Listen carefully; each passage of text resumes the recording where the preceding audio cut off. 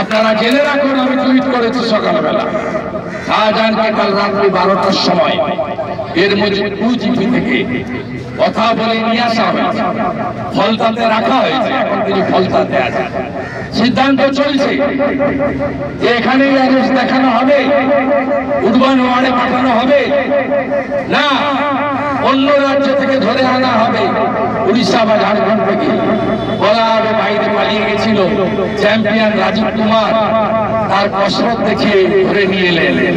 কারণ ভাইপো ভুলেছেন, ভাইপোর আরেক মাল বলেছেন তো 3.5 বছরের জেল খেলা মাল বর্তমান কি এটা করে দেখাতে হবে।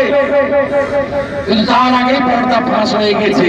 হরিষে বিশাল ওদের ঘরেই আমাদের রাত্রি 12টায় ধরেছে, ভোর 6টার সময় ওই টিমে যে পুলিশরা ছিল তারাই ফোন করে আমাকে বলে দিল এই কাণ্ড হয়েছে, আপনি সার্বজনীন করে দিন। আমি ও করে দিলাম, অপেক্ষা করে আছে। আজকে রাতে দেখাবো না কালকে দেখাবো না পরশুদিন যশস্বী প্রধানমন্ত্রী বিশ্বের নেতা নরেন্দ্র মোদীজি এই রাজ্যে যখন লোকসভা নির্বাচনের প্রচার শুরু করতে আসবেন, উন্নয়নের ডালি নিয়ে আসবেন, তখন প্রধানমন্ত্রী আসার দিন গ্রেফতার দেখিয়ে মিডিয়ার হাইলাইট কেড়ে নেব, স্ক্রিনকে ভাগাভাগি করে দেব, এইসব আলোচনা চলছে।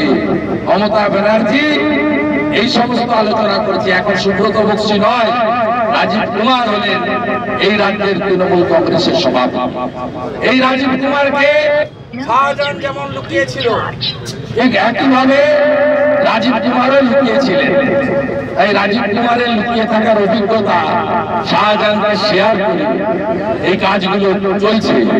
আপনাদের সকলকে জানতে হবে।